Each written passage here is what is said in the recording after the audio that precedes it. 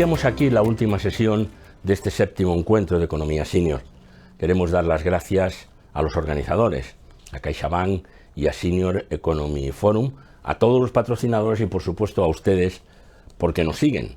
Y realmente vamos apreciando que ha habido un seguimiento creciente. Son 7 años ya que trabajamos en esta cuestión y desde luego cada vez es más central, cada vez ocupa más posiciones en las páginas de los periódicos y por supuesto en nuestras conversaciones, como no podía ser de otro modo.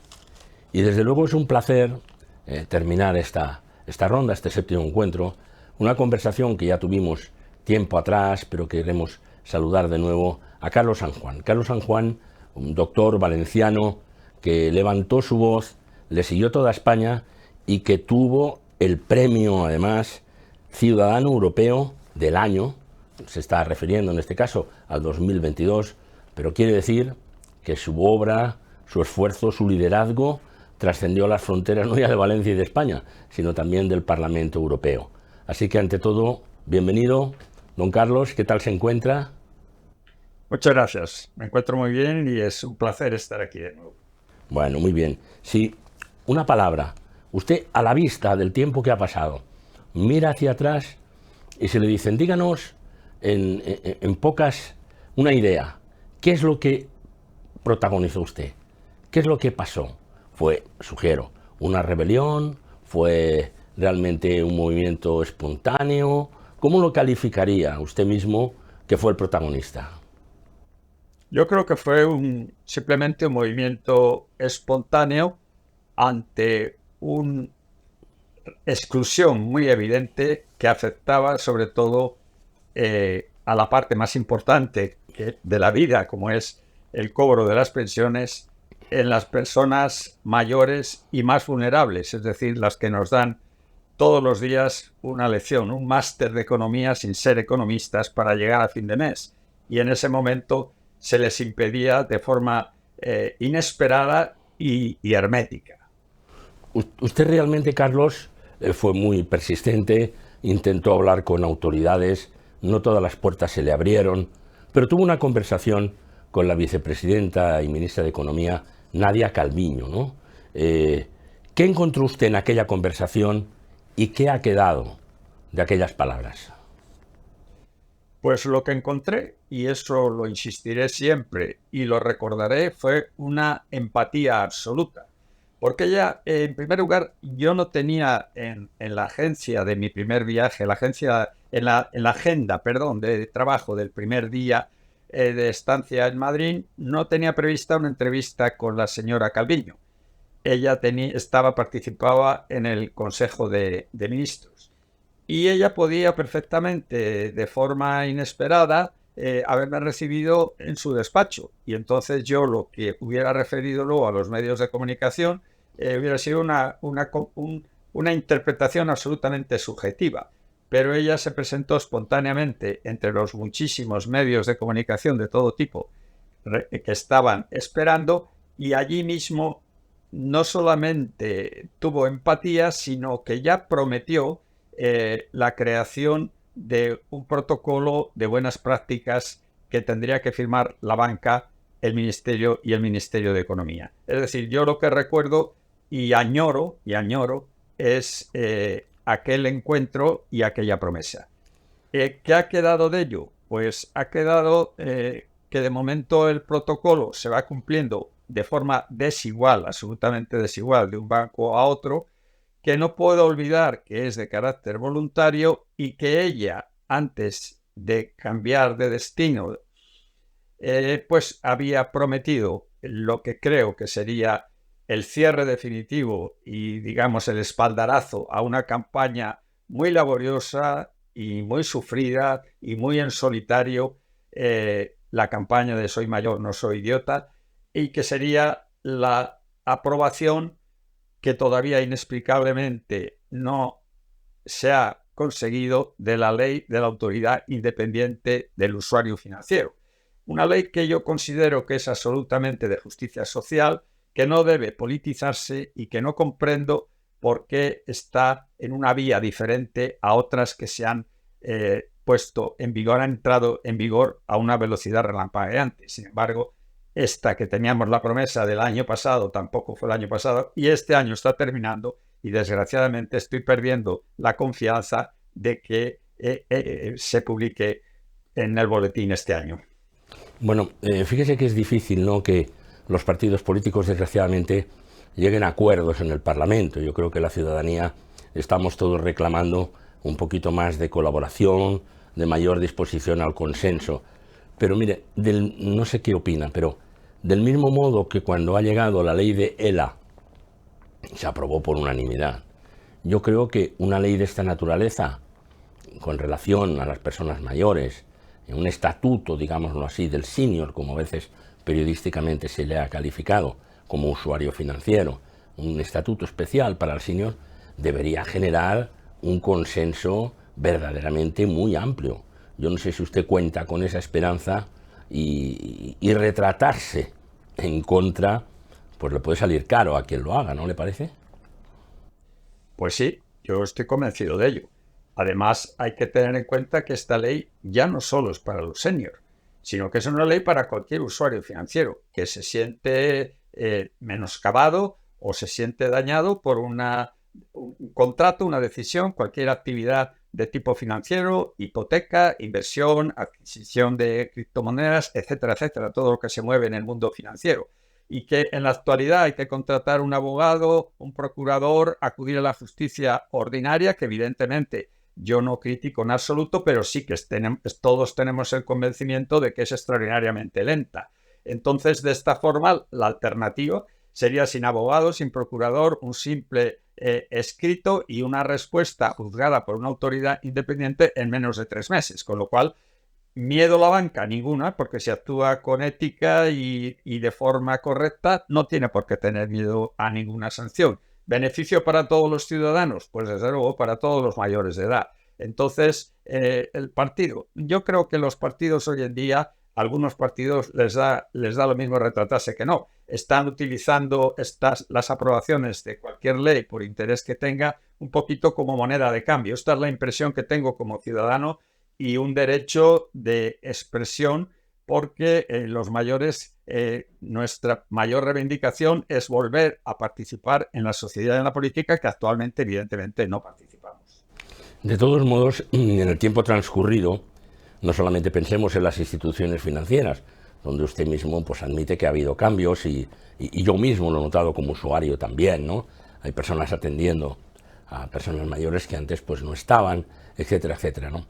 Pero en general en la sociedad, yo le pregunto, ¿usted nota una mayor respuesta? ¿Hay una mayor sensibilización hacia el colectivo cada vez más importante numéricamente de los mayores? Pues sí, yo noto que evidentemente ahora hay programas específicos en los medios de comunicación, hay muchos artículos. Dicho con toda modestia, yo pensé que una vez que terminara la campaña, pues la gente y sobre todo los medios de comunicación se olvidarían porque ya no era actualidad y sin embargo yo en estos 2 años sigo recibiendo peticiones de entrevistas, participando en congresos, inclusive ya congresos geriátricos, congresos médicos en relación al tema de los mayores.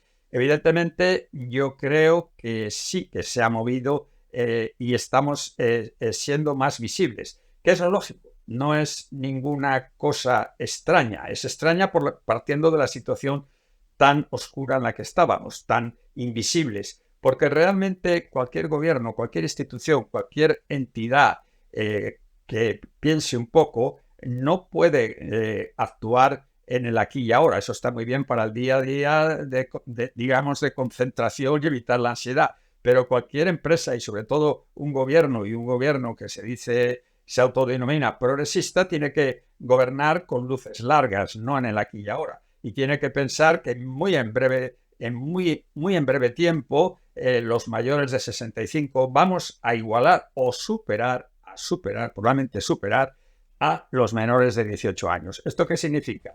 Pues que no se puede improvisar. Y por tanto, el imperio de los mayores ha llegado ya y puede ocurrir que si no actúan con rapidez se encuentren con la misma problemática que nos encontramos con el COVID, que realmente sí que fue inesperado, pero reaccionamos, confesémoslo, tardíamente. La prueba está en el drama de las muertes en las residencias de mayores, o bien actualmente con las viviendas sociales, que no se pensó y que ahora pues hay una revolución ciudadana pidiendo alquileres lógicos. ¿Por qué? Porque se han desmadrado esos. Entonces, el ignorar al mayor va a ser muy complicado para cualquier gobierno, porque evidentemente las generaciones que se están jubilando ahora no tienen muchísima más preparación que nosotros.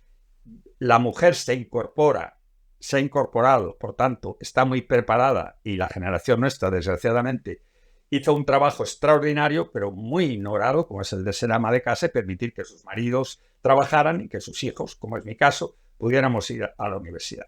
Estas personas que se incorporan no se van a resignar con que las pongan en un centro de mayores y a bailar, a jugar al dominó o a jugar al parchís, y mucho menos, como ocurre en Valencia, en época de elecciones, les inviten a fartons y horchata y con eso les acallen. En absoluto. El que en las últimas elecciones está estadísticamente demostrado que en el conjunto de todos los partidos políticos, sumando las dos, las estatales y las autonómicas, solo se ha hablado de los mayores, un 5%, indica el poco interés que despertamos en ellos. Y que ese 5% englobe totalmente que salimos muy caros con las pensiones y que gastamos demasiados fármacos, pues eso indica ya un menosprecio.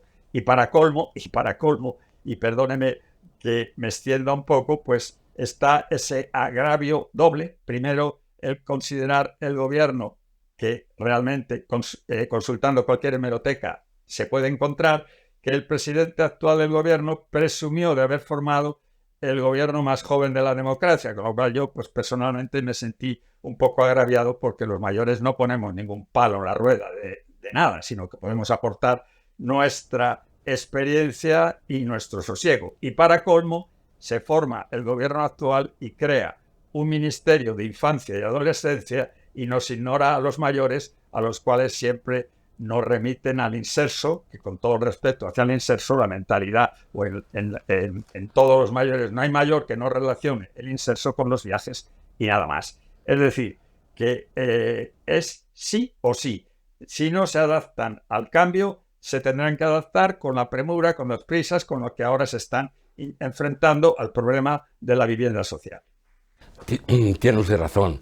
Hay veces que se hacen ese tipo de afirmaciones. El gobierno más joven de la historia, pero ofende a otros, porque por el hecho de ser joven no quiere decir que sea mejor. Y en todo caso, prescindir de la experiencia, que ese es un deporte que se ha practicado desgraciadamente en España, digamos, con gran aceptación, ¿no?, en muchos sectores industriales, en muchos sectores de empresas de servicios, no es precisamente la mejor recomendación. Tengo que decirle que el otro día estuve en una empresa, pedí permiso para decirlo, en la empresa Técnicas Reunidas, y me dijeron, sí, buscamos talento joven, pero buscamos también talento senior. Y me hablaban de la contratación de un personaje, por lo visto, extraordinario, un ingeniero con 63 años. Digo, oye, le pido permiso para decir públicamente esto, y por eso lo digo con admiración, con respeto, y ojalá ese ejemplo cunda, ¿no? Claro que sí. Me gustaría concluir, si le parece, doctor Carlos San Juan, con un pequeño resumen. Consiguió, gracias a esa alarma, esa protesta espontánea que usted lanzó, que fue tan seguida y tan publicitada en un momento determinado, consiguieron cosas en las instituciones bancarias. Yo creo que se consiguió en general mayor respeto de la sociedad, de los gobiernos, de las administraciones. Añádame desde su perspectiva, porque usted tiene, como es lógico, la sensibilidad muy fina ahí. ¿Qué ha notado en esos progresos? Más allá de que fue escuchado y además con empatía, como ha dicho, por la vicepresidenta Nadia Calviño, y me ha parecido que echaba un poquito de menos que esa empatía se hubiera prolongado, ¿no?, en algunos de sus sucesores, ¿no? Pero si hiciéramos una relación de cosas que se han conseguido, porque mi impresión es que algo se ha conseguido, desde su observatorio, ¿usted qué ve? Desde mi observatorio lo que veo es que, primero, que la repercusión internacional que tuvo y que sigue teniendo, concretamente las consecuencias de la digitalización en general y particularmente la financiera, es extraordinaria. Es decir, yo hace unos días he estado en Madrid participando en un encuentro internacional en el cual se están recogiendo firmas para acudir inclusive al Tribunal de Derechos Humanos de la Unión Europea, porque la digitalización, y esto evidentemente no voy a alargarme, pero ya hay filósofos, sociólogos, algunos de ellos españoles, y concretamente la Unión Europea, la que está diciendo que la brecha digital está ya originando problemas de exclusión social, de soledad no deseada y, por tanto, graves patologías de salud mental. Quiero decir con esto que creo que una acción que se hizo sobre un terreno ya muy propicio, yo no adquiero ningún protagonismo, muy vehiculada y extraordinariamente importante la colaboración de todos los medios de comunicación, absolutamente, y la sensibilidad y la solidaridad de 650.000 personas ha conseguido que esto trascienda fronteras, que despierte conciencias, y ahora yo creo que es un movimiento imparable. De hecho, uno de los temores que yo tenía concretamente, como era la aparición de la inteligencia artificial, hoy mismo he leído que la Organización Mundial de la Salud la aceptará, pero siempre que no se elimine la atención presencial concretamente en la sanidad, que es vital. Pero esto se va a extender a todo. Es decir, yo soy muy optimista en que seremos capaces de mantener las dos vías. La vía rápida para el que quiera, hay personas pues que parece que han nacido con el móvil ya sujeto al cordón umbilical, y otras personas pues tenemos más dificultad y requerimos una vía más lenta, pero con eso no nos oponemos a nada. Es decir, que no somos rebeldes, que no somos incívicos, que entendemos que hay que avanzar, pero no bendecir como un progreso a la digitalización, sino como un avance. El progreso es el que no excluye a nadie, el que es igual para todos. Y no nos olvidemos, y esto es importantísimo, y permítame que lo incluya, y es que en este momento, solo en la Comunidad Valenciana, el 40% de la población está en vías de exclusión de pobreza. Acuden a los bancos de alimentos y sin las ayudas estatales, que se las bendigo, serían ya casi el 50%. Esto es algo que oímos así de pasada, pero es algo que debe de calarnos, porque estamos acostumbrados pues a ver digamos, viajes, restaurantes llenos, etcétera, pero hay una población silenciosa, hay una población que sufre, y esas personas vulnerables no se les puede poner dificultades, como anecdóticamente le digo, de que las ayudas se reciban vía internet. Esto es imposible. Es imposible porque las plataformas son muy caras y también los teléfonos inteligentes. Es decir, que yo, resumiendo, veo el futuro con optimismo, pero para ello los mayores tenemos que quitarnos dos defectos fundamentales: la resignación y la palabra es lo que hay. Lo que no podemos es quedarnos sentados en la esquina de sentados en una habitación lamiéndonos las heridas y esperando que nuestros derechos lleguen como una compra de internet.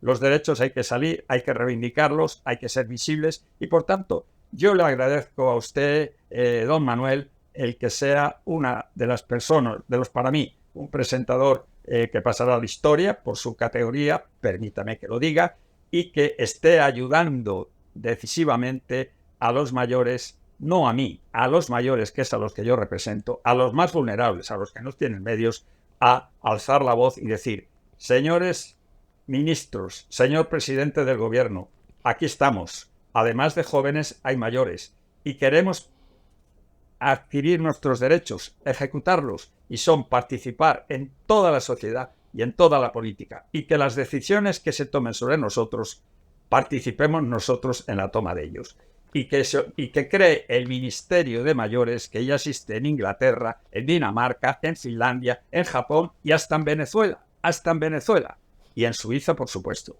Muchas gracias. Un placer realmente escucharle siempre, doctor Carlos San Juan. Además tiene usted esa capacidad para generar titulares. Dice: vamos a quitar dos palabras. Una, resignación. Dos, esto es lo que hay. Venga, bórralo, que a partir de ahí seguimos adelante. Yo agradezco mucho a la dirección de este encuentro, y en particular a Benigno Lacorte, que lo haya traído usted también aquí como invitado, y casi me permito pedirle públicamente que le invite el año que viene, porque habrá el 8º encuentro seguro, y la conversación con usted que es siempre una lección de humanismo que reconforta, sinceramente lo digo, desde luego a mí personalmente, pero estoy seguro que a muchas personas eso también genera una manera de medir exactamente el cambio, los avances, las impresiones y la sensibilidad creciente hacia este problema. Don Carlos, mucha suerte, mucha salud y espero verle en otra ocasión, por lo menos tirando largo el año que viene en el 8º encuentro. Gracias. Muchísimas gracias, muy amable.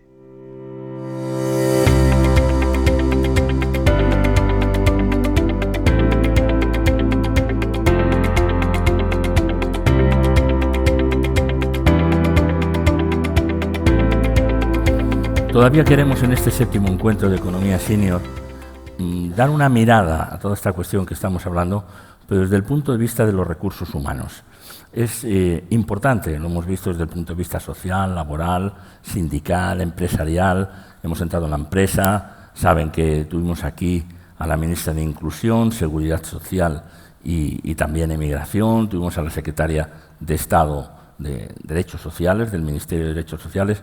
Bueno, es muy importante lo que hemos visto, pero quizá nos falta una mirada desde el punto de vista de los recursos humanos. Así que tenemos a 3 invitadas a las que vamos a presentar y preguntarles de entrada su punto de vista diferencial con relación a lo que hemos venido escuchando en estas jornadas. Ante todo, la doctora Eleonora Barone, que es doctora en Arquitectura, lleva 20 años viviendo en España, y me gustaría que diera su visión. Vale, pues bueno, primero muchísimas gracias, encantada de estar aquí.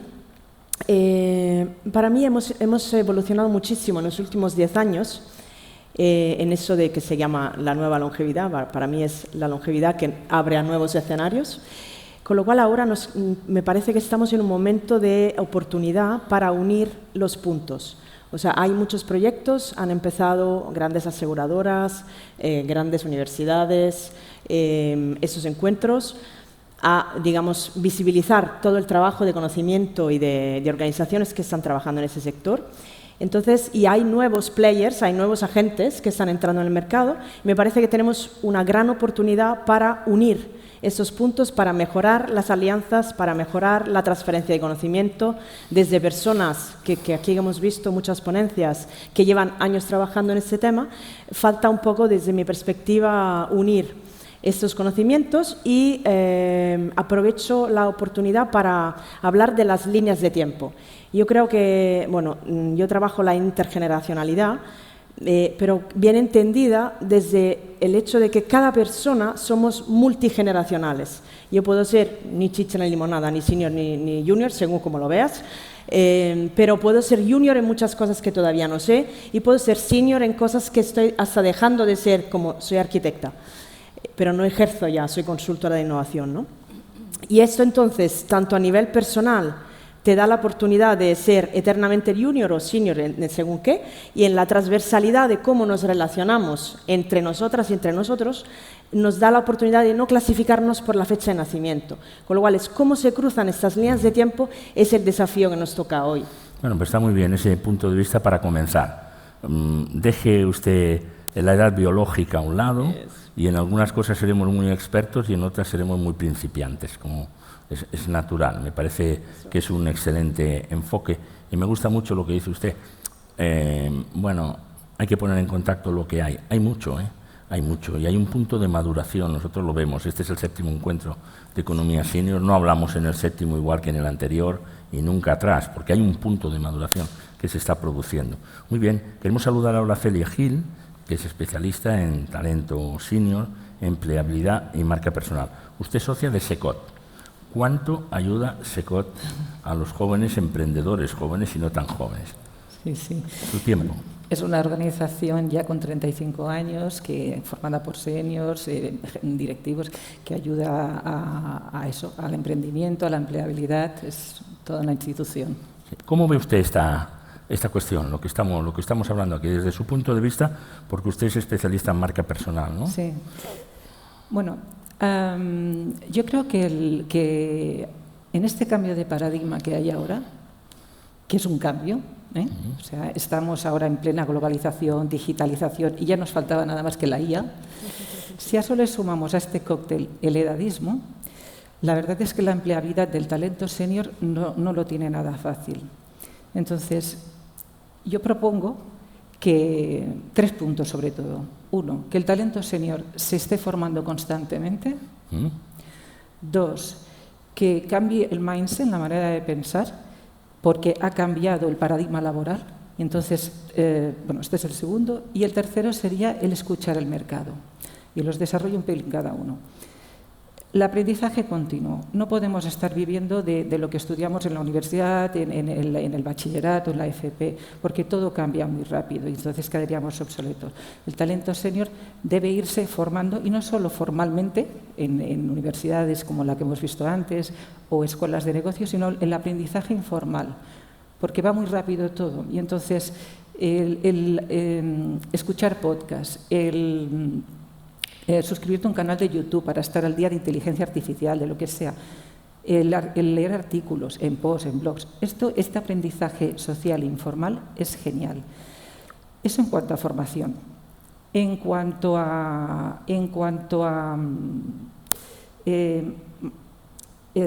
mindset, ¿no?, que decíamos, de cambiar el paradigma laboral, pensemos una cosa. Pensemos que la mayoría de nosotros veníamos de trabajar toda la vida en la misma organización, pero ahora muchos empleos son por proyectos. Entonces, debemos conseguir crear una serie de nuevas competencias como es la resiliencia, la adaptación al cambio, la formación continua. Todas estas competencias son clave ahora para este nuevo paradigma.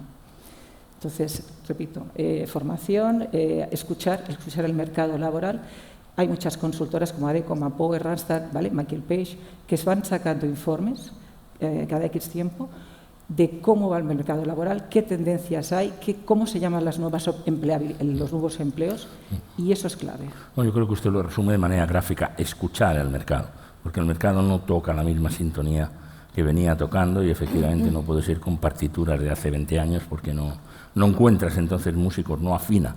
Está el profesional que se ofrece está efectivamente desafinado. Está con nosotros también la señora Laura Rosillo. ¿Qué tal? Usted es vicepresidenta de Asencat, ¿no? Sí. Y defínanos qué es Asencat. Asencat es muy parecido a Secot, en realidad. Lo que pasa es que nuestro ámbito territorial es más pequeñito, estamos solo en Cataluña, y se dedica a lo mismo. Lo que pasa que en Asencat ahora estamos especialmente interesados en todo lo que tiene que ver con la longevidad y con todo lo que es el emprendimiento senior, y con todo lo que tiene que ver con la planificación de la longevidad. Para precisarlo, en el emprendimiento, seniors que se hacen emprendedores, que los hay, conocemos, o emprendimiento para atender a esos seniors. Las dos cosas. Bien. Las dos cosas. Fundamentalmente porque una de las cosas que ya ha apuntado Celia es que para un mayor de 55 años encontrar trabajo, empleo, mejor dicho, es casi imposible. Hay muchísimos estudios en este momento, y también ha salido a lo largo de la jornada, que cualquier persona que intenta pasar un proceso de selección con más de 55 años y proviene del paro, además, es imposible que una empresa le conceda entrevista. Ya no te digo ni que considere ni siquiera el currículum. Es más, un currículum muy largo, muy extenso, yo creo que en este momento es disuasorio para una empresa. Quieren talento joven por precariedad laboral, porque pagarán mal, porque de alguna manera lo voy a formar y lo voy a hacer a mi medida. En fin, yo provengo del mundo de los recursos humanos, ¿vale? He estado toda la vida en recursos humanos. Ahora estoy jubilada, activa, pero jubilada. Y quiero decir que la evolución de recursos humanos, que ha tenido mucho que ver con la tecnología, no ha tenido en cuenta lo que se llama la gestión de la edad dentro de la organización. Una cosa que decía Leonora, y que es muy importante, es que nosotros, más que a una generación, lo que vivimos es diferentes ciclos vitales. Entonces, lo que la empresa no ha tenido en cuenta ha sido justamente los ciclos vitales por los que pasamos. No es lo mismo una persona que se incorpora al mundo laboral que una persona que justamente está cerca de la desvinculación. Eso, desde los departamentos de recursos humanos, ahora hay muchas tecnologías para abordar lo que le llaman age management, gestión de la edad, dentro de la organización. Sí, yo vengo aquí porque me interesa mucho el tema, pero porque aprendo mucho, escuchándoles a todos ustedes, todos los que han pasado aquí. Yo creo que todos aprendemos mucho, ¿no? Y siempre ves conceptos nuevos, etc. Y me ha llamado mucho la atención esto que he visto en los papeles de preparación, el efecto fregadero, que viene a ser, interpreto, echar el talento ahí para abajo. El efecto fregadero me parece cruel pero descriptivo, ¿eh? Eleonora no lo había escuchado nunca. Hombre, sí, claro, pero no me diga que lo inventó usted. Prefiero no recordarlo. No me diga que lo inventó usted. A ver, no sé quién inventó lo del efecto fregadero, pero en todo caso es una manera cruel, dura, de definir lo que muchas veces se está haciendo con tanto talento en el mercado de trabajo.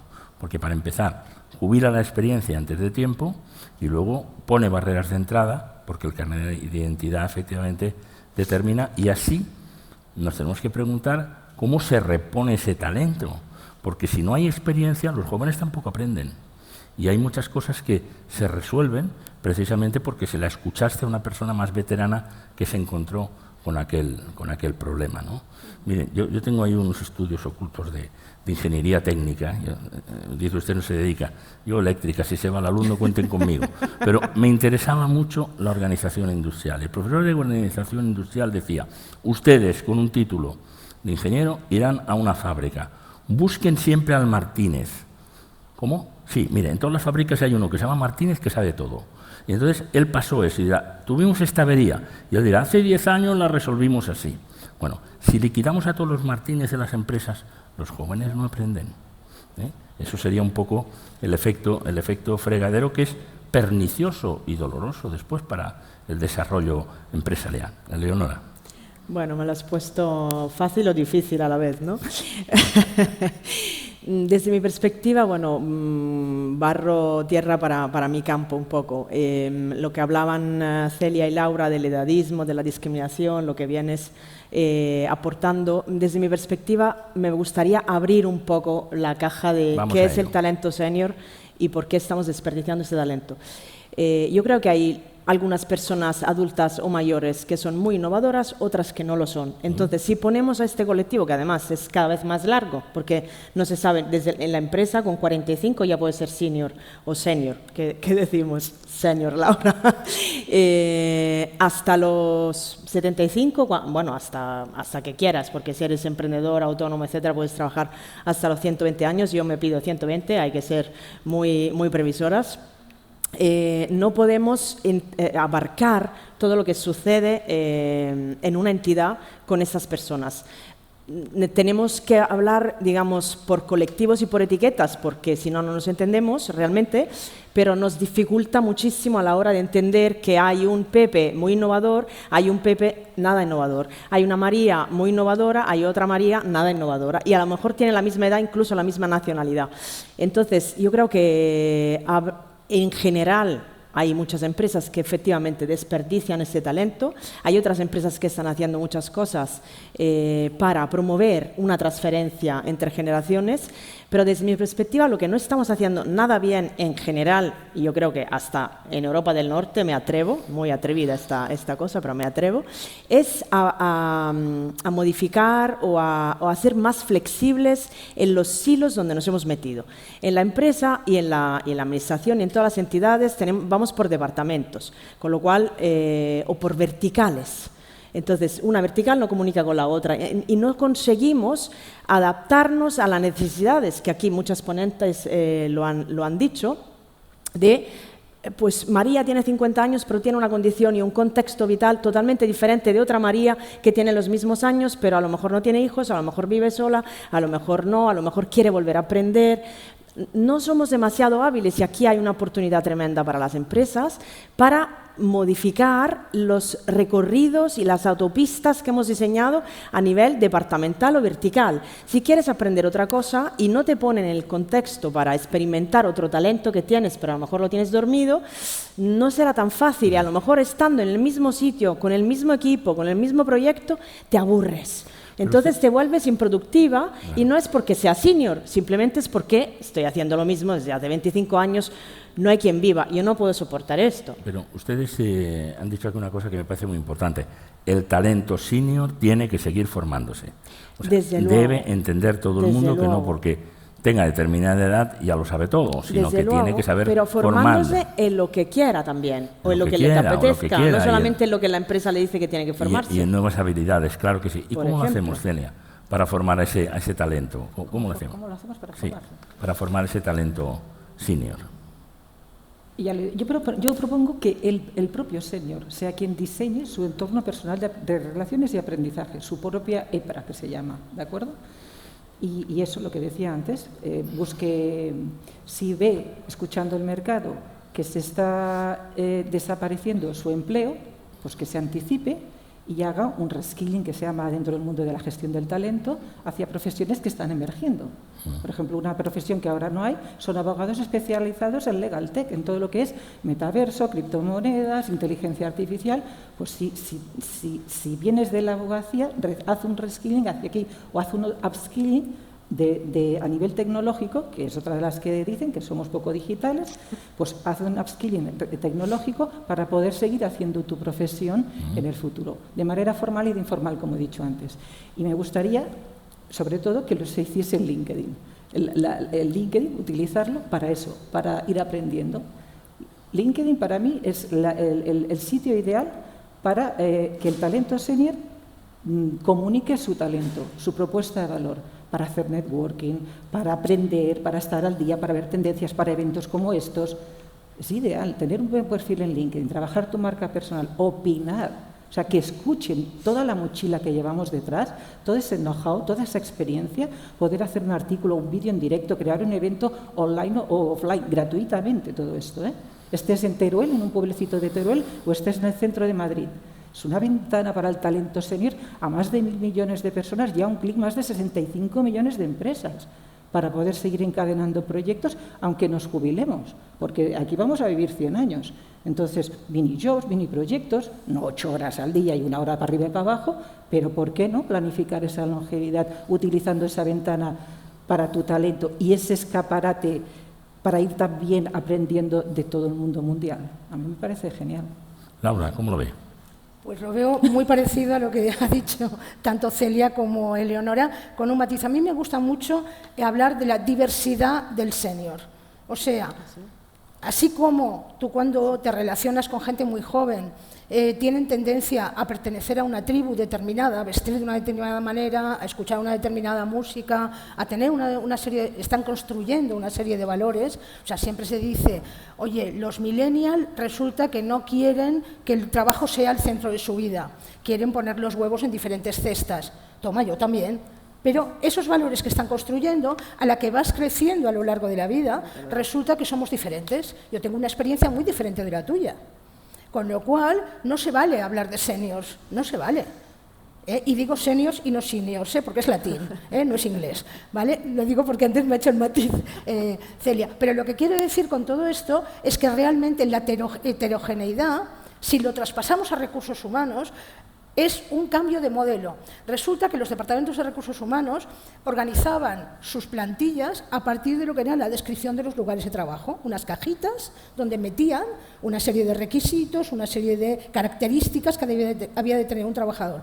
Eso, a partir de la crisis del 2008, se ha ido a la porra, entre otras cosas porque se fueron a la calle muchísimas personas, de forma que una persona que estaba metida en esa cajita tenía que hacer el trabajo de 4 o 5 cajitas.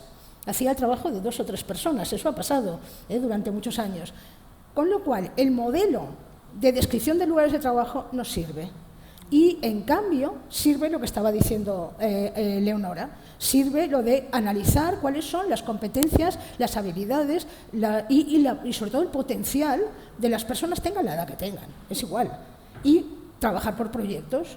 En ese determinado proyecto, cuanto más heterogéneo sea el grupo de personas que lo componen, más posibilidades de éxito y de innovación.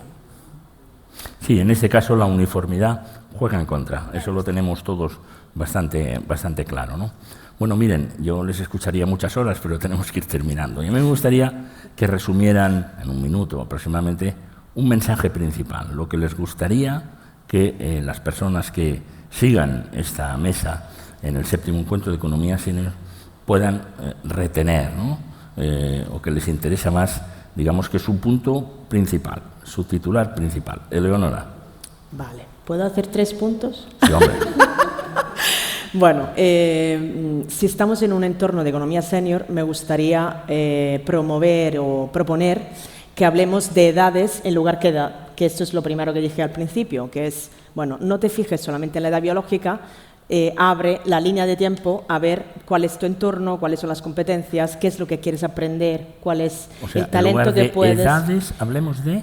En lugar de edad biológica, abre a las edades y las generaciones de conocimiento y de experiencias que tienes delante y detrás, en continuum, una línea que no se rompa, digamos. Bien, muy bien. Lo segundo es que estamos en la mesa anterior, se han dicho, somos un ecosistema complejo. Se habla de la ciudad, la empresa también es un ecosistema complejo, de alta complejidad. Entonces, no me vale, yo soy urbanista también, en primera vida, tenemos muchas, se espera. No me vale hablar solo de seniors. Si queremos hablar ya de seniors solamente con la edad, vale, os lo perdono, pero hablemos de senior en relación. ¿Qué le pasa a un equipo donde está una persona adulta o mayor que está saliendo, que está entrando, que está moviéndose, que tiene conocimiento, que lo quiere compartir o no? Con lo cual estamos en una mirada sistémica interrelacionados. Y tercero, no estamos solo interrelacionados, somos interdependientes. Con lo cual tenemos que trabajar ese inter de la intergeneracionalidad que va de relaciones, va de compartir, va de complementariedad, lo estaba diciendo antes Benigno Lacor. Entender la comunidad del sistema complejo y de qué es lo que gano y lo que pierdo en relación a. Entonces, no podemos mirar por silos, vamos en transversal, yendo más allá de la edad, viendo cuáles son las relaciones que nos tocan y cómo podemos mejorar en esa interdependencia. Muy bien. Celia. Bueno, yo como psicóloga voy a hacer el énfasis en eso, en la parte psicológica y emocional. Muy bien. Buscar trabajo con 45, 50, 60 años no es duro, no. Lo siguiente, envías currículums, haces autocandidaturas, estás en LinkedIn y pasan las semanas, los meses, los años y nada, ni siquiera a veces un no, ya incluso a veces silencio. Con lo cual la parte emocional empieza y la autoestima empieza a bajar. Compramos el mensaje que la sociedad edadista nos da de que estamos obsoletos, que somos caros, que ya no valemos, y ya ni siquiera buscamos trabajo, ni siquiera nos formamos, ni siquiera hacemos networking, etcétera. Y claro, la profesión se va cumpliendo también. Entonces, yo lo que propongo es eso, que nos pongamos en valor, que pongamos mucho foco a la parte emocional y psicológica y que nos dejemos ayudar. ¿De qué? Hay un montón de organizaciones como SECO, como Generación Sabia de Fundación Endesa y Más Humano, como Incorpora de la Caixa, como Empleo Conecta de Telefónica, después hay ayuntamientos, diputaciones, bueno, hay un montón de organismos que tienen programas para seniors, que les ayudan a emprender, a diseñar un business plan, etcétera, etcétera, a diseñar un itinerario de inserción si quieren buscar trabajo por cuenta ajena, a mejorar sus competencias transversales y las digitales o las de una formación que se pueda ahora necesitar, como puede ser piloto de drones, etcétera, etcétera. Entonces, todo eso, en síntesis, para concluir, que se ponga en valor el talento senior, el mismo, que sea proactivo, no reactivo, y que se deje ayudar, que buscar trabajo en compañía con todas estas fundaciones es más fácil. Muy bien, pues Laura, para concluir. Quiero ser muy breve, lo digo, porque si no vamos a perder el ave, las cosas como sean, pero yo tengo 68 años. He cotizado 45 años a la Seguridad Social trabajando. Soy un artículo de lujo.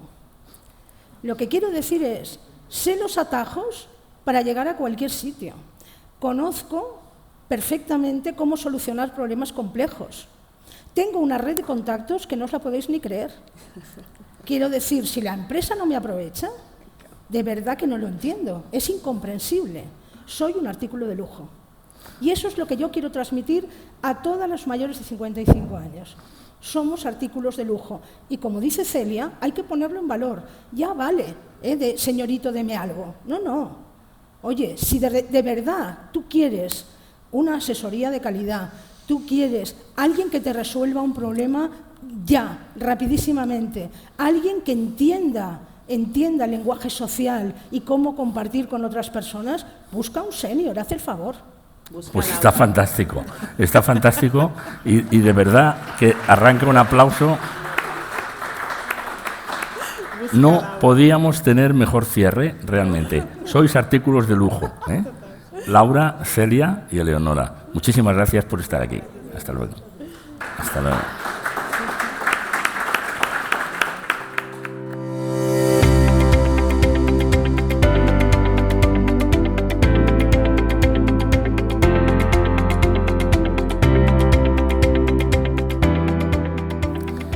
Bueno, pues vamos a entrar prácticamente en la clausura de este 7º encuentro de Economía Senior.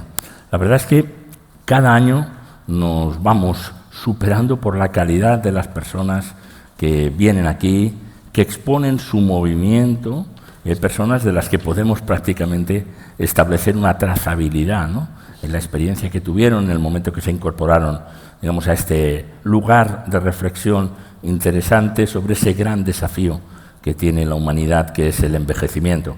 Y hay personas que nos acompañan desde el principio. Y a mí me gustaría presentarles a una que fue también determinante para que hace 7 años y en Segovia comenzáramos esta andadura. José Bayón, ¿cómo está? Muy bien, buenas tardes, encantado de estar aquí. Yo le conocí en Segovia, donde celebramos el primer encuentro. El primer encuentro, así Luego, es. el encuentro viene a Madrid, pero usted siempre ha estado apoyando, esté donde esté. Estaba en Segovia, está en ENISA y ahora en la EOI. Siempre. ¿Por qué siempre entendió que, hoy lo entienden muchas más personas, hace 7 años se entendía menos, que este era un sector determinante y que incluso económicamente podía tener una trascendencia muy importante? Bueno, pues voy a empezar dándoos las gracias, felicitando a Benigno, a todo el equipo por el 7º encuentro, porque dar continuidad a todo nunca es sencillo. Y es verdad, como bien decías, que hace 7 años a lo mejor no era tan evidente, ¿no? Bueno, aquí cabe esta frase de que me preocupa el futuro porque es el lugar donde voy a vivir el resto de mi vida, ¿no? Pero más allá de frases y de dichos, lo cierto es que veíamos, y quizás en un sitio como Segovia era más palpable, ¿sí?, cómo realmente la demografía iba aumentando. Ya había una pirámide generacional allí que daba advertencias, que daba alarmas, signos de alarma. Correcto. Y además de eso, que puede verse como un problema, es evidente que hay que verlo como una oportunidad, porque la alternativa a no envejecer es mucho peor. Por lo tanto, si queremos seguir manteniendo esa alternativa, y es algo que tenemos que hacer, pues hay que aprovecharlo también desde el punto de vista económico. Es algo que después, en mi etapa como consejero delegado de ENISA, vi si cabe todavía más, cuando nos encontrábamos cada vez más startups, nuevas empresas, nuevos negocios que tenían que ver con la economía de los cuidados, ¿no? No solo la economía de los cuidados, porque esto, como bien sabéis, tiene 2 partes, sino con la proactividad de una vida más larga también en el ámbito laboral. Y eso nuevamente pues se extiende aquí en la Escuela de Negocios, la EOI, que dirijo actualmente. Déjeme decir, ENISA, Empresa Nacional de Innovación, y la EOI, Escuela de Organización Industrial, que pocas personas saben que nació en 1955. Bueno, sí, ya la vamos a tener que meter como un ejemplo, ¿no?, de economía senior en sí misma. Tremendo. Tiene el año que viene, efectivamente, 70 años. 70 años, es una de las escuelas de negocio pioneras, no solo en España, que por supuesto fue la primera, sino en toda Europa. Tiene, en fin, anécdotas tan curiosas como que fue la primera institución que recibió un ordenador en España, después con Renfe, pero fue la primera a la que llegó, o una escuela donde en el año 76 ya se lanzó un máster de gestión ambiental. Es decir, hace 48 años que ni mucho menos era evidente la preocupación por eso sí que era insólito, ¿no? Insólito. Pero usted, José Bayón, ha mantenido, cuando va a la Empresa Nacional de Innovación, de la que es consejero delegado, mantiene esta preocupación por este segmento, digamos, de la población, por este fenómeno del envejecimiento. Y ahora también en la Escuela de Organización Industrial. Yo contaba en muchas ocasiones, en los más de 5 años, casi 5 años y medio, que tuve la oportunidad, ¿no?, de ser consejero delegado de ENISA. Aprobamos en torno a 3.500 préstamos para empresas, startups, y siempre decía que las necesidades, los retos que tenemos como sociedad son las oportunidades de negocio, porque es una cuestión de resolver retos sociales, pero también de abrir nuevos mercados, ¿no? Y ahí efectivamente había nuevos mercados, estos modelos, nuevos modelos de vida, nuevas aplicaciones, se veía, era palpable, no era solo un discurso que además fomentábamos, pero era algo que veíamos. Y en la Escuela de Organización Industrial nos pasa igual. Nosotros tenemos dos líneas fundamentales de actividad, una es la de programas públicos, donde bueno, pues gestionamos más de 700 millones, 720 millones entre Plan de Recuperación, Fondo Social Europeo, Fondo Regional Europeo, y luego tenemos nuestra parte que es un poco el core, el núcleo de todo esto, que es la formación ejecutiva. Ahí damos soporte a más de 200 entidades, muchas de ellas in company, con formación de todo tipo.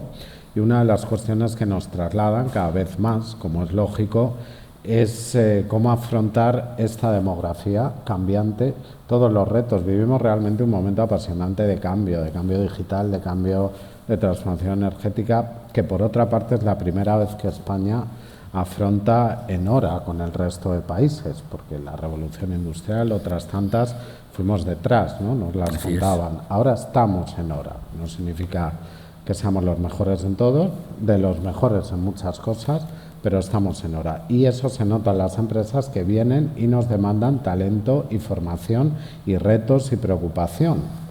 Tenemos, siguiendo un poco con todo esto, si me permites un ejemplo muy claro. Por ejemplo, hay un programa que estamos elaborando con ACE Mutual para profesionales por encima de 50 años, profesionales por encima de 50 años que siguen en activo, lógicamente, y que tienen un gran expertise, un gran trato con los clientes, con los mutualistas, pero que se tienen que reciclar, tienen que hacer un upskilling, que se llaman, un reskilling, avanzar un poco en conocimientos de digitalización, y nos han pedido un programa específico para ese sector. Por lo tanto, es algo que, lógicamente, porque como decía al principio, nos compete a todos y nos afecta, ojalá, a todos. El envejecimiento es algo que toca también todas las áreas, el emprendimiento, la empresa y la formación. Todo esto genera en las empresas, y ustedes seguro que lo enseñan en la organización, la Escuela de Organización Industrial, una nueva cultura, ¿no?, en el interior de las organizaciones. Y ustedes, porque gestionan 700 millones de fondos, como ya nos ha dicho, pero son muchas personas también, y supongo que habrá que llevar esa cultura también al interior de su organización. Sí, sin duda. Esto tiene que empezar en la propia organización. La escuela somos actualmente en torno a 185, 190 personas en varias sedes, principalmente en Madrid, también en Sevilla, una sede de 20, 25 personas, y una pequeñita en Mediterráneo, en Elche. Gestionar la organización es una organización, por cierto, donde la media de años que se trabaja es de casi 17, por lo tanto tiene una rotación baja, es un sitio donde se está a gusto, pero que requiere, lógicamente, ser punta de lanza en muchas cuestiones, en las cuestiones formativas. Y en línea con todo esto, bueno, pues igual que decía como anécdota lo del primer ordenador, no como menos anécdota y más significativo, por ejemplo, la Escuela de Organización Industrial comenzó a dar formación online en el año 97, es decir, hace 27 años, que tampoco era algo evidente, o hacer un máster de análisis de inteligencia de negocio con datos en 2005, ¿no? Yo creo que eso, que evidentemente no es mérito mío porque no estaba dirigiendo la entidad, sí lo es de quienes han estado antes y de todo ese equipo directivo y de formación que en muchos casos lleva 20, 30 años. Déjeme ver en perspectiva todo esto. En este tiempo, usted desde NISA, ahora de la EOI, antes, ¿dónde ha visto más sensibilidad hacia esta cuestión que hablamos aquí, de la economía senior?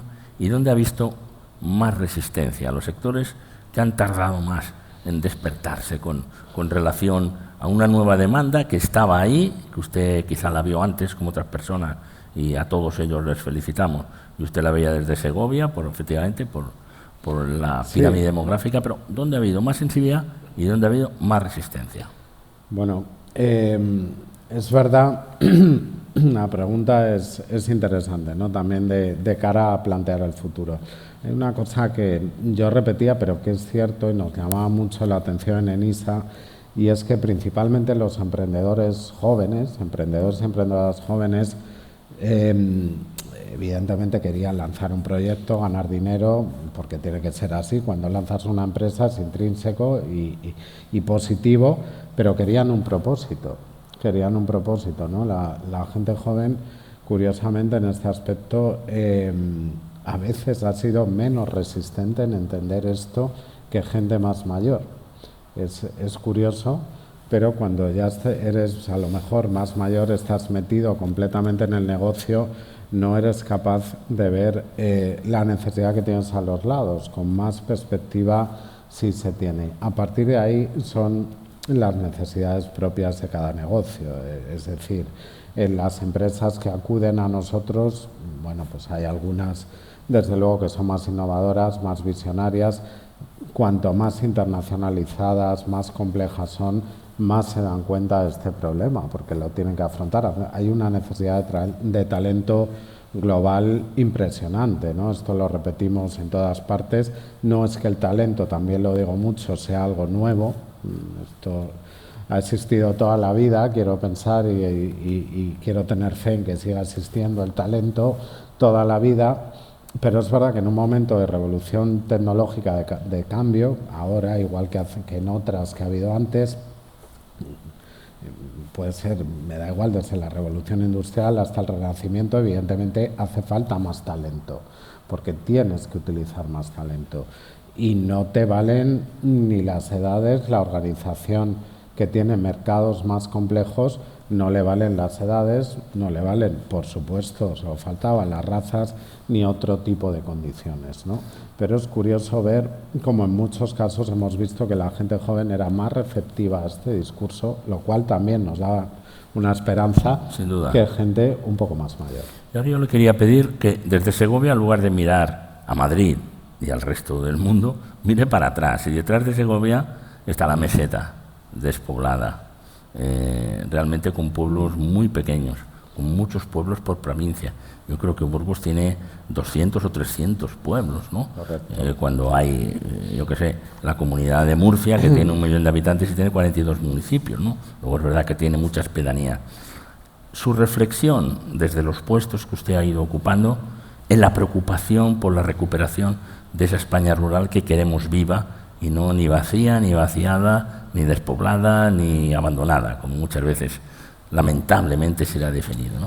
Yo creo que aquí tenemos que tener la mente abierta. En primer lugar, asumir que es una realidad que hay que transformar y que hay que convertir en algo positivo, porque es la realidad en la que vivimos, es la casa que tenemos. Hablamos tanto de España y bueno, pues de una u otra manera se nos llena la boca, sacamos banderas. España no es eso, es lo que acabas de decir tú. Junto con otras realidades, con otros núcleos urbanos, esa es nuestra casa física. Y esa es la que hay que cuidar y hay que buscar soluciones de todo tipo. Segovia tiene 203 municipios, 160.000 habitantes, más o menos. Toda la provincia. De toda la provincia. De esos 160.000, en torno a 95.000 están en la ciudad y un radio de unos 15 kilómetros. En torno a 100.000, 95.000. Es decir, tenemos un páramo en el resto. Y el resto de la meseta tiene incluso sitios peores con densidad de población más baja que la propia Siberia, en algunas zonas de Zamora, en grandes partes. Por lo tanto, es una realidad que tenemos. Y aquí, como digo, lo primero que hay que hacer es ser consciente, afrontarla y aprovecharla. Los modelos de trabajo actual van a cambiar en todos los ámbitos. En Madrid, en el centro de la Castellana, están cambiando, teletrabajamos, en cualquier pueblo de Zamora están cambiando. Eso es lo primero, hay que aprovecharlo. Las organizaciones tienen que aprovechar el talento allá donde lo encuentren. Hay que dotar de servicios, pero también es verdad que hay que dotar de servicios que se puedan mantener de una manera racional. Hay que ser conscientes de ellos. Y yo muchas veces en Segovia, y tú que lo conoces, ¿no? Y lo nombrabas porque ahí empezó este congreso, Benigno también lo sabe, ¿no? Surgía este debate de decir, bueno, traemos una empresa a la ciudad y entonces van a venir a vivir aquí todos los empleados de la empresa, porque si no, no merece la pena. Bueno, hay que romper esa barrera, es decir, esto ya no va a ser vivo en el campo, vivo en la ciudad, porque la mayoría, y seguramente muchos seamos ejemplos, yo mismo, pasamos la mitad de la semana en un sitio, la mitad en otro. Por lo tanto, es que hay que entenderlo como una realidad completa. Hay que dar servicios que puedan, evidentemente, mantener a determinada población, pero de cara a un futuro, de cara a personas que tengan, yo diría que de 60 años para abajo, ya no podemos plantearnos, y va a ocurrir cada vez más, el que vivamos un tiempo en un sitio y otro tiempo en otro, posiblemente, y se combine. No hay que tratar de tener un polígono industrial, una empresa en cada pueblo. Lo que hay que tratar es de generar actividad económica y dotar de servicios razonable y racionalmente a todo el territorio. No me gustaría concluir la conversación sin hacer una referencia importante a las pymes, porque este es un país que más del 95% de las empresas, creo que me quedo corto, son pymes, ¿no? Sí, sí. Y realmente ustedes, desde la Escuela de Organización Industrial, están muy atentos también a esa realidad y a ese apoyo. Las pymes son, yo creo que más, no sabría decir el número, pero más del 95%, como dices, no solo en España, en toda Europa. Sí, sí. Es verdad que nuestra economía está muy basada en pymes y efectivamente nosotros en la EOI está bien, y siempre pido hablar de esto porque somos un instrumento de canalización de dinero público fundamental. También fue la primera institución en España que gestionó dinero europeo hace 30 años, cumple este año, desde el 94, 30 años gestionando Fondo Social y FEDER, Fondo Regional, hasta el punto de que, bueno, en el último periodo de Fondo Social hemos financiado a 14.000 empresas, de alguna manera, con subvenciones. Actualmente tenemos 550 millones disponibles en programas del Plan de Recuperación, tanto en nuestro ministerio, la escuela está vinculada y asociada, pertenece al Ministerio de Industria y Turismo, a nuestro Ministerio de Industria, donde tenemos toda la familia de programas Activa, Activa Startup, Activa Industria, como los programas de aceleración. Tienen un objetivo de 18.000 empresas, de las cuales hemos cumplido ya algo más de la mitad. Les ha llegado algún tipo de ayuda directa o en especie, en formación, por lo tanto son números altísimos. Y luego en la parte que tenemos también con la Secretaría de Estado de Digitalización, donde el objetivo es aún más ambicioso y supera incluso los 120.000 personas empleados de pymes. Por lo tanto, aquí sí que hago sin ningún reparo ni complejo un llamamiento comercial puro y duro a todas las empresas y pymes que nos vean, que nos atiendan, porque ese dinero que es público está puesto a disposición para digitalizar, para modernizar y para impulsar a esas pymes. ¿Dónde fallamos, señor Bayón? Porque a veces se dice, no hay dinero, parece que sí que lo hay. No hay personas dispuestas para trabajar. Bueno, pues tenemos que aligerar los procedimientos para que vengan a trabajar y, como hemos hablado con la ministra de Seguridad Social, Emigración e Inclusión, tenemos que habilitar mejor, ¿no?, esos procesos para que se reconozcan y homologuen los títulos y tal, pero desde su visión, desde su privilegiada punto de observatorio, ¿dónde fallamos? ¿Dónde está fallando este país? Bueno, este país está mejorando muchas cosas. No, yo no lo dudo. Más allá de coyunturas específicas y visiones, diría, más cortoplacistas, ¿no?, sean eufóricas o muy pesimistas. Como decías, la primera vez que afrontamos una transformación en hora, eso es un hecho objetivo. No, perdón, y ha dicho usted una cosa, si me disculpa, muy importante. Estamos en hora y llegamos porque la revolución industrial llegó 50 años más tarde. La revolución industrial, y yo que soy ingeniero industrial, nos la contaron y la aprendimos mejor o peor, pero nos la contaron, no la vivimos. No éramos protagonistas. Ahora mismo en digitalización, bueno, estamos yendo más rápido. El informe DESI, que es el informe que hace la Comisión Europea de Digitalización en empresas y en sociedad, nos sitúa por delante de las otras 3 grandes economías de Europa, es decir, Alemania, Francia e Italia. Avanzamos, es la primera vez, y esto es prácticamente histórico, que España tiene una posición y una capacidad de exportación de energía, lo cual es algo que geopolíticamente es fundamental.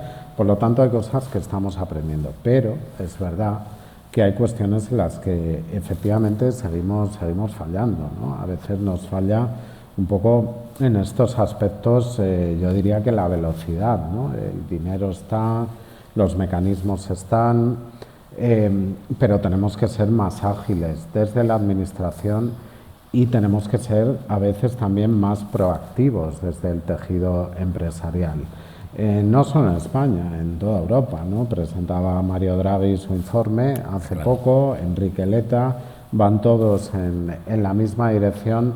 Europa tiene grandísimos valores que, además de valores sociales, de libertad, se convierten en elementos de competitividad, porque seguramente no, si me permite un dato, leía en The Economist hace 2 semanas, habían hecho una encuesta a graduados, a 250.000 graduados en todo el mundo. Les decían, bueno, y usted, tú, porque son muy jóvenes, ¿dónde quieres ir a trabajar si te dejan elegir? España estaba en 5º lugar, pero no solo es por el sol, evidentemente. Hay servicios, hay seguridad, hay estado de bienestar, todo eso es competitividad. Hay transporte en las ciudades. Hay transporte, hay conocimiento, hay universidades, hay empresas, es decir, y eso le pasa a toda Europa, pero es verdad que estamos enfrentándonos a unos tiempos, a una velocidad de cambio brutal y necesita más rapidez. Necesita más rapidez comparado con China, con Estados Unidos, que son los otros 2 polos. Necesitamos agilizar. Desde el lado de la administración, muchísimo. En España, y lo digo abiertamente, porque es que el propio gobierno es consciente, ¿no? Es un gran reto. Desde el lado de la administración y desde el lado de la empresa. Y esa combinación de administración-empresa, que por ejemplo en Estados Unidos es algo mucho más natural, yo creo que aquí también deberíamos aprenderlo. Somos un país a veces muy ciclotímico y muy estanco. O eres grande o eres pequeño, o estás en la universidad o estás en la empresa, o estás en el sector público o estás en el privado. Entonces yo creo que nos falta sumar para ir más rápido. Y no hay un exceso de burocracia, porque eso es lo que denuncia todo el mundo, todos los sectores. Sí. Los agricultores con relación a Europa y con relación a España, y en general muchas cosas de estas ayudas se pierden porque hay exigencias de un papeleo que, como me decía un agricultor un día, es que quieren que nos convertamos en una gestoría, y yo soy capaz de llevar el tractor y de elegir qué abonos ponemos, pero no soy una gestoría. Yo creo que sin duda tenemos, y aquí lo somos. Bueno, fíjate que en la EOI también hacemos cursos por ejemplo, con INAP, con el Instituto de Administraciones Públicas, ¿sí? Con el Instituto de Estudios Fiscales damos un curso de digitalización a la agencia tributaria, precisamente. E incluso una cuestión curiosa, pero que empezamos la semana pasada, damos cursos de inteligencia artificial a funcionarios ucranianos a través de FIAP, ¿no? Con ellos. Y conocemos la administración y sin duda hay que agilizarla. Estamos totalmente de acuerdo, es verdad, pero cuidado. Aquí yo creo que hay que diferenciar entre la parte operativa y la parte más estratégica, porque a veces se habla de que Europa es un sitio lleno de regulación donde nada funciona. Y lo digo abiertamente. Cuando se lanzó la ley de inteligencia artificial, que además fue con la presidencia de España, de la Unión Europea, con Carme Artigas, con Nadia Calviño, y nosotros trabajamos con ellos, fue el primer espacio económico que lo lanzó. Estados Unidos inicialmente, bueno, más reacio a regular, no quería regularlo y evidentemente ahora ha tenido que hacerlo. Es decir, no es que sea malo regular, no es ni blanco ni negro, vuelvo a lo mismo, no seamos ciclotímicos, pero sí proactivos. Y desde luego la parte de burocracia, la parte de simplificación, la parte de innovación, también desde el sector público, es fundamental. Muy interesante. José Bayón, qué suerte que usted, que estuvo en el principio en Segovia y que nos acogió allí también desde el Ayuntamiento, sea quien esté aquí ahora para clausurar este 7º encuentro de Economía Senior. Nosotros queremos agradecer a los organizadores, que son CaixaBank, como saben, y Senior Economy Forum, a todos los patrocinadores, a todas las personas que nos siguen y que nos están viendo o nos verán en distintos momentos, el que se hayan incorporado a este debate que cada vez es más rico porque cada vez somos más conscientes de que lo que nos estamos jugando y de aquello que estamos hablando, pues efectivamente ya no es solamente prever cuándo vendrá, sino los problemas que actualmente tenemos. Yo tengo la satisfacción de clausurar, porque me lo han encargado así, Benigno Lacorte, este encuentro de Economía Senior, y creo que podemos compartir que a Benigno Lacorte hay que hacerle un homenaje con esto, porque él fue un visionario importante en este momento, que fue a verles ustedes, que me fue a ver a mí. Visionario perseverante. Que ha visto a tantas personas y perseverante, y eso es realmente muy, muy interesante. Así que hasta aquí este 7º encuentro de Economía Senior, y no duden que seguiremos todos trabajando y también tendremos la oportunidad el año que viene de volvernos a encontrar para poder evaluar, para poder medir, para poder seguir la trazabilidad de aquello que ya habremos conseguido y ojalá se acelere en esa buena dirección en la que estamos. Muchísimas gracias a todos, muchísimas gracias, señor Bayón, por estar aquí. Encantado. Gracias.